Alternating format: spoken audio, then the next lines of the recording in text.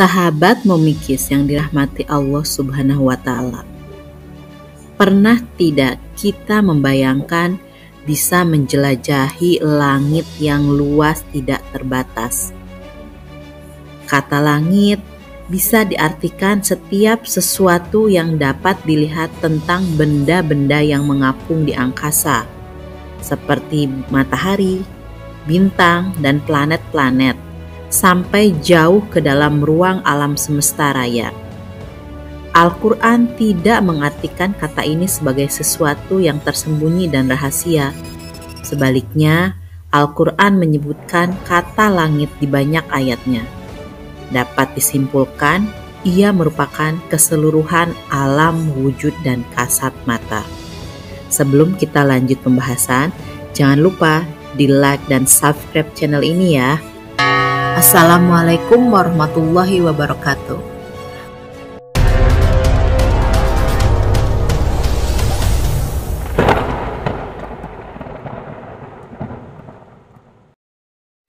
Langit adalah ciptaan Allah Subhanahu wa Ta'ala yang sangat luas dan masih menjadi misteri bagi kita semua.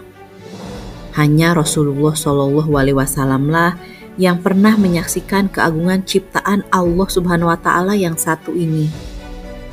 Atas izin dari Allah Subhanahu wa Ta'ala, Rasulullah telah melakukan sebuah perjalanan spiritual lintas langit yang sangat menakjubkan.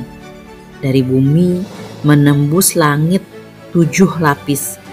Iya, apalagi kalau bukan peristiwa yang kita kenal sebagai peristiwa Isra Mi'raj.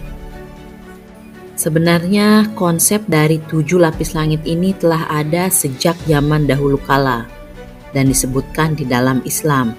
Namun masih banyak orang yang belum tahu bahwa ada penghuni-penghuni di setiap langit itu. Penciptaan 7 lapisan langit ini telah diterangkan secara jelas di dalam Al-Quran. Setidaknya ada beberapa ayat yang menjelaskan fenomena tersebut. Beberapa di antaranya yakni Al-Quran Surat Al-Muluk ayat 3 yang artinya yang menciptakan 7 lapisan langit berlapis-lapis. Tidakkah kamu lihat sesuatu yang tidak seimbang pada ciptaan Tuhan yang Maha Pengasih? Maka lihatlah sekali lagi, adakah kamu lihat sesuatu yang cacat? Di dalam ayat itu pula menjelaskan bahwa Allah Subhanahu wa Ta'ala telah menciptakan langit secara bertingkat. Tidak ada tiang penyangga maupun tali temali yang mengikatnya. Selain itu, setiap langit akan menempati ruangan yang telah ditentukan baginya. Kemudian setiap langit juga akan berjalan mengikuti garis edar yang telah ditentukan baginya. Hal ini sudah dijelaskan di dalam surat Luqman ayat 10 yang artinya Dia menciptakan langit tanpa tiang sebagaimana kamu melihatnya. Demikian pula tentang 7 langit. Justru penciptaan ke-7 lapis langit merupakan satu tanda kebesaran Allah Subhanahu wa Ta'ala. Dia memberi mukjizat kepada Nabi Muhammad SAW untuk melewati 7 lapis langit itu dalam semalam ketika peristiwa Isra Mi'raj. Allah menciptakan 7 langit berlapis-lapis sangat serasi dan harmonis. Artinya, setiap langit memiliki tingkatan yang terapung kokoh di tengah jagat raya. Tidak ada tiang penyangga dan tali temali yang mengikatnya. Tiap-tiap langit menempati ruangan yang telah ditentukan baginya. Jika dikaitkan dengan ilmu astronomi, yang dimaksud dengan tingkatan langit yang berlapis-lapis itu adalah galaksi-galaksi. Demikian ini, ada sebagian ahli tafsir yang berpendapat bahwa yang dimaksud dengan 7 lapisan langit adalah 7 bintang yang berada di sekitar matahari. Penafsiran semacam ini disandarkan pada surat Fussilat ayat 11-12 yang menyebutkan tentang lapisan langit yang memiliki urusan-urusannya masing-masing. Meskipun sebagian ahli tafsir lainnya menyerahkan urusan ini kepada Allah Subhanahu wa Ta'ala semata. Pada awalnya Allah Subhanahu wa Ta'ala menciptakan langit pertama dan kemudian disempurnakan menjadi 7 langit yang berlapis-lapis. Sebagaimana dijelaskan dalam Al-Quran surat Al-Baqarah ayat 29, yang artinya, Dialah Allah yang menciptakan segala apa yang ada di bumi untukmu. Kemudian Dia menuju ke langit, lalu Dia menyempurnakannya menjadi 7 langit, dan Dia Maha mengetahui segala sesuatu. 7 lapis langit tersebut tercipta dari bahan yang berbeda, penjaga yang berbeda, dan dengan nama yang berbeda pula di setiap lapis langitnya. Berikut ini adalah 7 lapis langit beserta dengan penghuninya. Langit pertama. Langit pertama juga dinamakan dengan langit dunia karena dekat dengan bumi. Langit pertama terbuat dari emas dan kuncinya dari cahaya. Adapun malaikat yang bertugas di langit ini yakni menyeleksi amal perbuatan manusia dari penggunjingan. Jika amal yang naik terdapat unsur ghibah, maka akan dikembalikan ke pemiliknya. Adapun malaikat yang bertugas menjaga pintu langit pertama, yakni malaikat Ridwan. Ia merupakan malaikat yang dikenal sebagai penjaga pintu surga.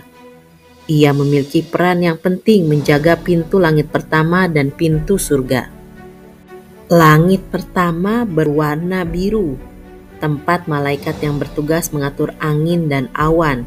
Di sini terdapat surga Firdaus, tempat tinggal para nabi dan orang-orang beriman. Pada langit pertama inilah Rasulullah SAW disambut hangat dan gembira oleh penduduk langit pertama. Adapun penghuni langit pertama ini yakni Nabi Adam alaihissalam serta ruh-ruh manusia lainnya.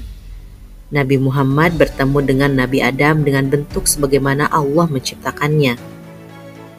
Nabi Adam memberikan salam dan doa kepada Rasulullah. Di dalam sebuah hadis disebutkan, Rasulullah diajak malaikat Jibril untuk mengelilingi langit pertama. Di sana Rasulullah menemukan 2 sungai yang indah dan melihat 2 buah sungai yang mengalir tanpa henti. Sungai itu adalah sumber dari sungai Nil dan sungai Efrat. Kemudian malaikat Jibril mengajak Rasulullah berjalan-jalan lagi di langit pertama. Beliau kembali menjumpai sebuah sungai. Di atas sungai tersebut terdapat istana yang terbuat dari mutiara dan permata Jabarjat. Rasulullah kemudian menepukkan tangannya ke atas permukaan sungai itu. Lantas tiba-tiba tercium aroma kastiro yang sangat harum. Ini adalah telaga Al-Kautsar yang sengaja disimpan oleh Allah Subhanahu wa taala khususnya untuk Rasulullah SAW.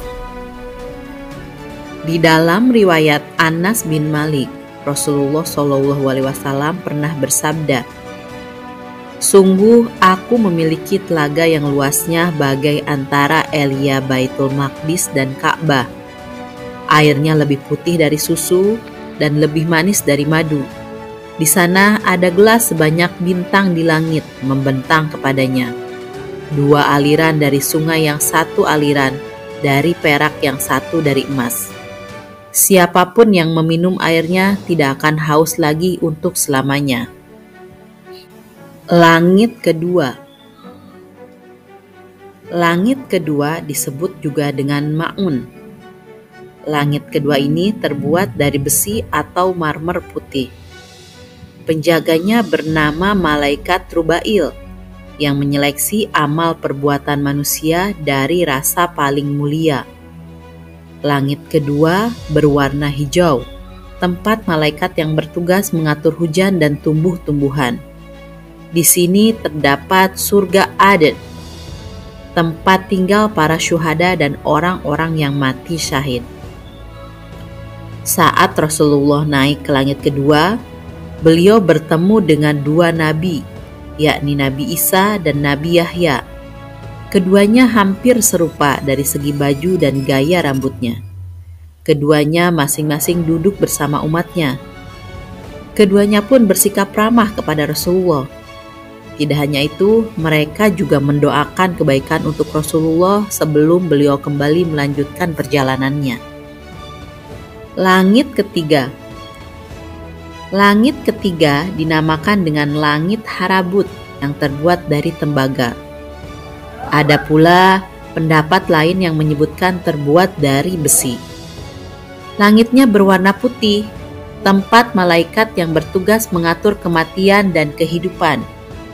Di sini juga terdapat surga jannah, tempat tinggal orang-orang yang beramal soleh. Pada langit ketiga ini, malaikat menyeleksi amal manusia dari unsur kesombongan. Pada langit ketiga ini juga terdapat malaikat Izrail. Selanjutnya, di langit tingkat ketiga ini, Rasulullah SAW dipertemukan dengan Nabi yang merupakan manusia tertampan ciptaan Allah Subhanahu wa Ta'ala. Siapakah itu? Ya, Nabi itu adalah Nabi Yusuf alaihissalam. Dalam kesempatan itu, Nabi Yusuf memberikan sebagian ketampanannya kepada Rasulullah. Tidak lupa, beliau juga mendoakan kebaikan untuk Rasulullah seperti yang dilakukan oleh Nabi Isa dan Nabi Yahya sebelumnya. Langit keempat.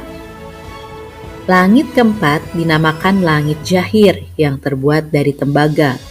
Akan tetapi, ada pendapat yang lain menyebutkan bahwa terbuat dari perak. Langitnya ini berwarna kuning, tempat malaikat yang bertugas mengatur rejeki. Di sini juga terdapat surga Mawa, tempat tinggal para nabi dan orang-orang yang beriman. Pada langit ini, malaikatnya menyeleksi amal manusia dari unsur bangga diri.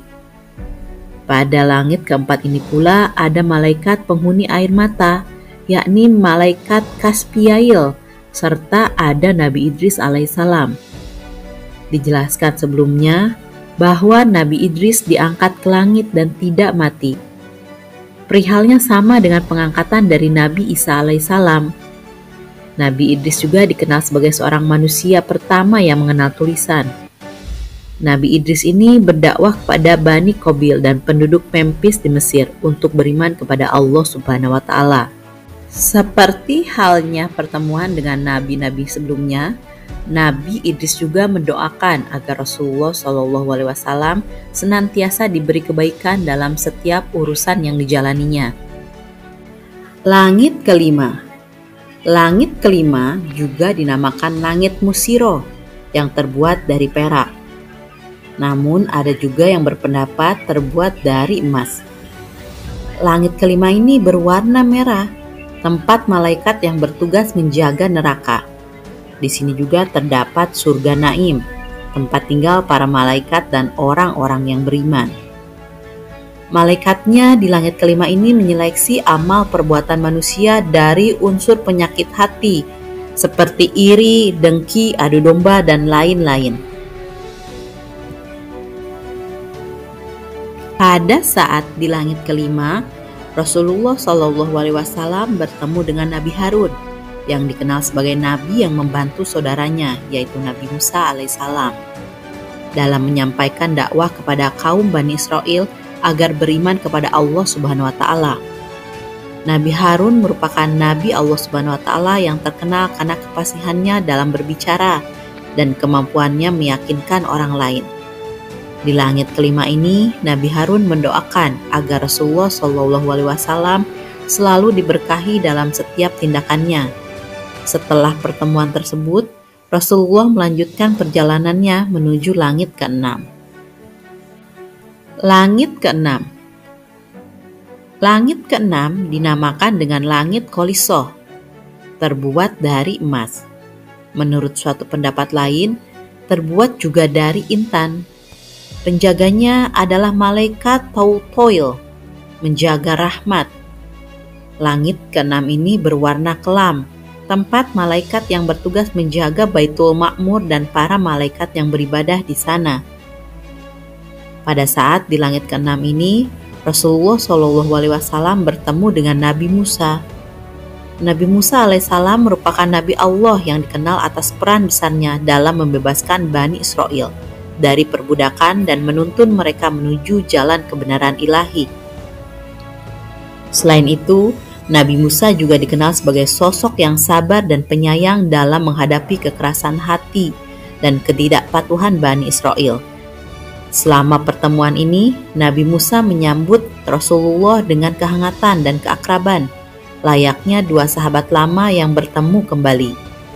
Sebelum Rasulullah SAW melanjutkan perjalanannya ke langit terakhir atau langit ketujuh, Nabi Musa mengantarkannya dengan doa kebaikan.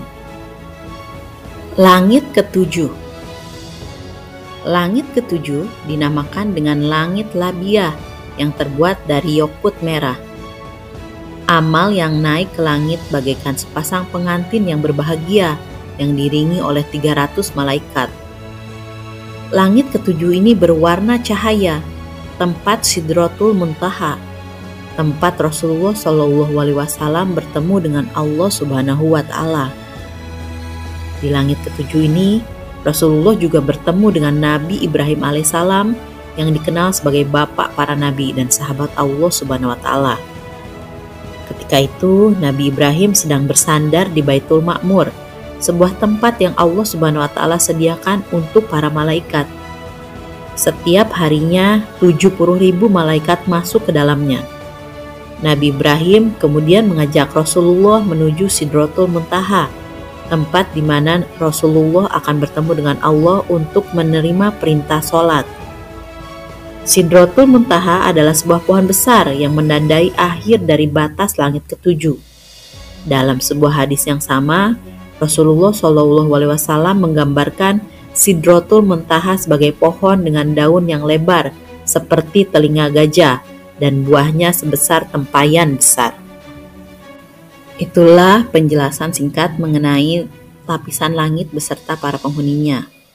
7 lapis langit beserta para penghuni ini merupakan pengingat bagi umat manusia tentang kebesaran Allah Subhanahu wa Ta'ala dan kekuasaannya yang tidak terbatas. Itulah 7 lapis langit beserta penjaganya.